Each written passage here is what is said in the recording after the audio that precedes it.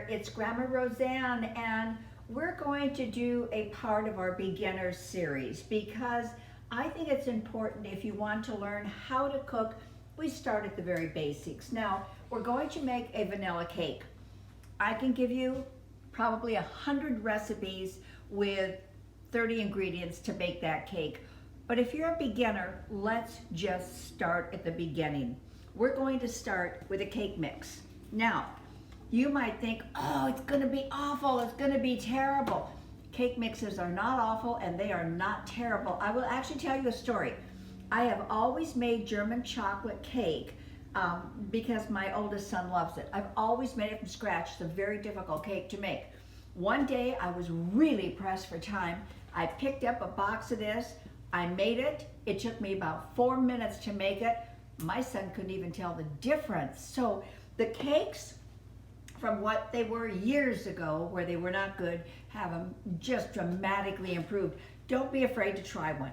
So for our beginners, what we're going to do is we're going to use the cake mix, but I'm also going to teach you how to make an outrageous buttercream frosting, because when you buy those cans of frosting, they have not improved like the cake mix did. But I will show you how you can kind of skimp on the process here, but man, you're gonna make it up on the frosting. So we're gonna make cupcakes because cameraman has been driving me crazy wanting cupcakes, right? Yes, ma'am, I have been. Yes, yes, he has. So the cupcakes are gonna be for cameraman today. All right, so the first thing that we need, and your instructions are right in the back here so you'll be able to see them so simply. We want a cup of water. I put the water in my mixer first. Then a half a cup of oil. You can use vegetable oil, canola oil, whatever you'd like.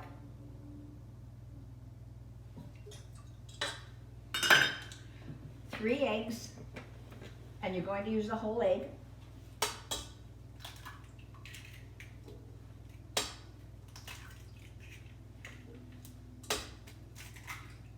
And what I like to do is I like to mix this up first so I can get those eggs broken and incorporated. So I'm just going to give this a mix, because what you do not want to do is over mix the, get in there. I've only used it 9 million times. You don't want to over mix it once you get your cake batter in there. You don't want to do that. So here, if I just break up those eggs, can you see that?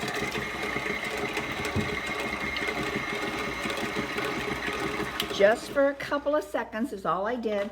Now then, I can dump the whole cake mix in,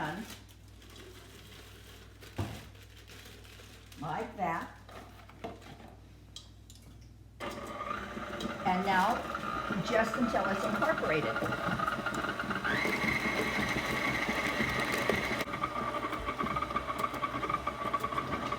I always recommend scraping down those sides. Those sides are very important. Our cake is done. Our cake is done. The batter is done. So I will tell you, I have no problem using a cake mix every once in a while if I don't have enough time, because I think they're just fine to use. I really do. Alrighty. Now, what you're going to want to do, because we're making cupcakes, you always want to have everything ready before. That's important. If you don't have any of these little cupcake holders, that's not a problem. What you want to do is get some butter on a piece of saran wrap, go around the bottom, around the sides, dust all of them with flour, dump it out, dump the flour out, and now you have coated this so that when your cupcake is done, you can lift it right out. You don't have to use the papers, but I have the papers, so I'm using them. Now you're going to want to fill them. You want to be careful not to overfill. That's kind of important. You don't want to go beyond 3/4 full on this. Now I have this handy dandy little tool, which I love. I use it all the time. But if you don't have a little tool like that, just get a ladle. It's going to do exactly the same thing. There. All right, cameraman, come and show them this slick thing.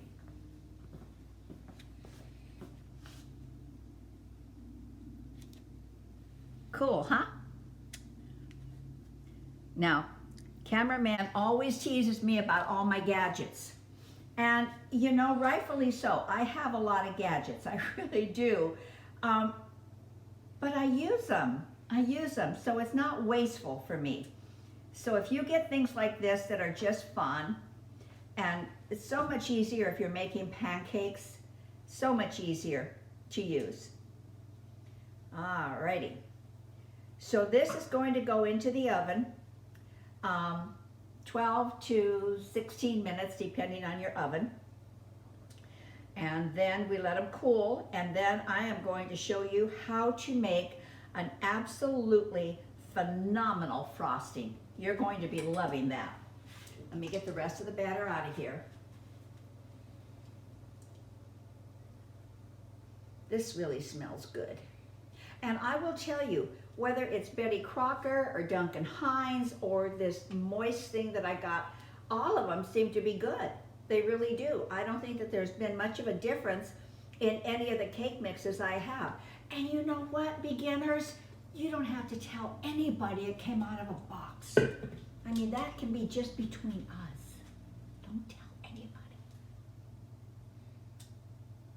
My husband has a friend coming over today, and I'm going to send some of these cupcakes back with him for him and his wife.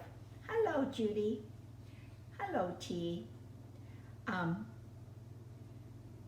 But they think I make everything from scratch. Not this one. So it's fun. You know, again, because it's just cameraman and I, we can't eat all of this stuff. So I give it to my neighbors and we give it to friends, and that makes the cooking even better. Alrighty. These are, this little gizmo is great for pancakes, you guys. It's really good for pancakes or any loose batter that you have. Okay, we are just about there. Okay, what I'm going to do is pop it in the oven. I will be back in 17 minutes maximum. I'll time them. I'll check them. And you check them by sticking a toothpick inside, all right? If you pull the toothpick out and it has batter on it, let it go another couple of minutes. But you should stick the toothpick inside, pull it out, and it should be clean, and that means that your cupcake is baked all the way through. All right. Now, I like to just give it a little bit of a pop, just like that. Get the air bubbles out of it. It's going in the oven. I will see you back shortly. Now we're going to test this by putting the toothpick in the center of it, just like this, bringing it out, and you see it is clean. That means this has been done, cooked perfectly. So we're going to pull it out right now. Going to set it over here, and now all we have to do is let this cool down. And then we're going to make the buttercream frosting and put it on top. Now you're going to want to hang around for the buttercream frosting. Trust me, it is outrageously good. So I'll be back as soon as these cool down and we'll get to the next step. Okay, so now we're going to delve right into this buttercream frosting. Now there's a lot of buttercream frostings out there, and I have tried countless of them. For the most part, I don't care for them. They just get like too thick, and they don't have that rich, creamy taste to them. I found this recipe a long time ago, and I will tell you, it's wonderful, so don't be afraid of it. So what we're going to be using is powdered sugar, confectioner's sugar, heavy cream, butter, and vanilla. So it's a very simple recipe. Now, beginners, if you don't have a scale like this, I really recommend that you get one if you really want to start doing some really good cooking. It's only like $15, very, very inexpensive. I will tell you, I am 78 years old, and for I think 70 years of my life, I cooked without a scale, all right? So can you do it? Of course. But once I learned how valuable the scale was, it's invaluable to me now. I use it every single day where I didn't think I really would get much use out of it. So give it some consideration. We need 16 ounces of confectioner's sugar. Now, all you do, turn it on, zero it out, put the light on. Now, it's zero right now. Now, I'm going to put a bowl on here. Now, that bowl is going to have weight to it. So what I'm going to do is tare it again. And that just brings right here. This bowl is 3 ounces. What I'm going to do is hit a zero. Now, the ingredients that I'm putting in are going to be just the powdered sugar. The bowl is not a factor in this. So what I'm going to do is put in 16 ounces of powdered sugar. I will break it out in cups for you in case you don't have a mixer in case you don't have a scale like this, all right? So you do need to, on any kind of powdered sugar, you do need to sift it because it is just lumps like crazy in powdered sugar. Now, I usually do not mix it this way or sift it this way. I put it into my Cuisinart, I give it 2 pulses, and it's done. But I don't know if you have a Cuisinart, so I'm just going to show you how to do this. Now, if you don't have a sifter like this, that's okay. If you don't have a Cuisinart, that's okay. You can do it in this as well, okay? So, we're just gonna do 16 ounces here. And what happens when you use a scale is that you are absolutely accurate. Because I say 3 cups, but what is my 3 cups compared to your 3 cups? You know, did you pack yours in a little bit heavier than I did? All of those make a difference when you're baking. They don't make so much of a difference when you're cooking, but when you're baking, it really does make a difference. See, this goes very quickly. I'm at 14, and I'm going to show you how to use this one.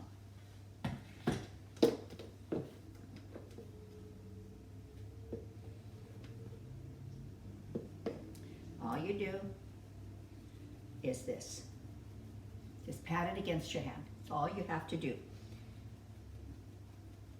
And they're both of these systems, as well as your Cuisinart, is going to do exactly the same thing. It's getting all those lumps. Can you see all those lumps in there? You definitely do not want those in your frosting.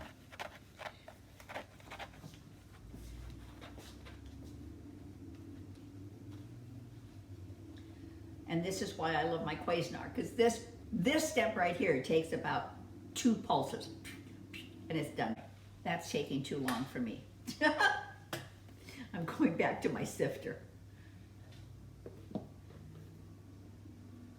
I saw something the other day on Facebook, and it said almost like, are you old enough to remember this? And it had a picture of this. And I thought, you gotta be kidding me. I just ordered a brand new one because I wanted a larger capacity. So yeah, I remember it, I still use it. All right, here we are at exactly 16 ounces. Hold on. So what we have done here is we have gotten that butter very, very soft. Now we want 3 tablespoons of heavy cream. And this is important, okay? It's whipping cream. Heavy cream is whipping cream. And you don't have to buy a big jug like this. You can buy a really small half pint of it. But the whipping cream, the heavy cream, is an important ingredient here. It really is. It gives it a whole different flavor and texture. So I would not recommend using milk. You really do want to use the cream. I'm going to mix that up a little bit.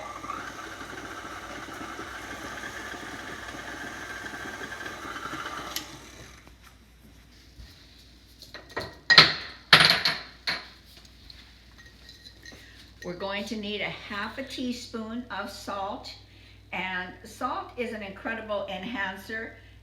You don't often think of salt going into your baked goods, but it really does. It's really important.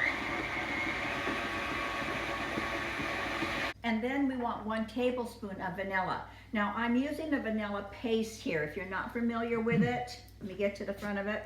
It's really a nice product, but it's not a typical product. The typical vanilla that you're going to use comes in a small little bottle like this, and you just use 1 tablespoon of that. Whatever you have on hand, you can use. But I really do like the flavor of the flavor of the vanilla paste. So I'm going to use that. There. But I think I like the taste of all vanilla. I don't care where it comes from. Do you know what vanilla is? Vodka. That's it. It's aged vodka with vanilla beans inside of it. Isn't that interesting? I did not realize that. It takes a long time. So you just get a bottle of vodka, you put your vanilla beans inside, and you wait 6 months to a year to 2 years, and you have vanilla. I'm not that patient. I buy it.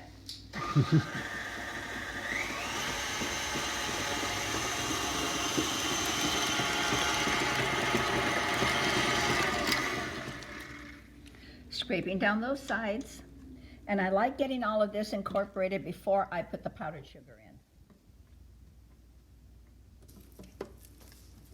Now, 16 ounces of confectioner sugar equates to, let's see how many cups so that you can be very accurate. 1, 2, and I'm going to run that so that it incorporates nicely. 3,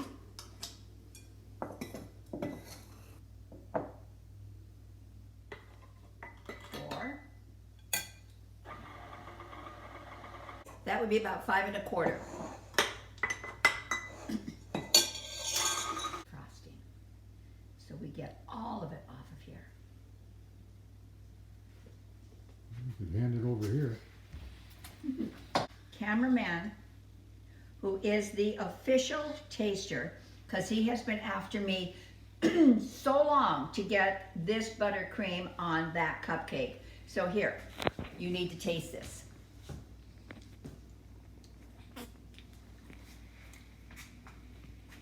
Oh my God, that is delicious, Rose. That really is. It's a winner. Just a little spatula like this. And just get it on there nicely. Okay? Now, whoops.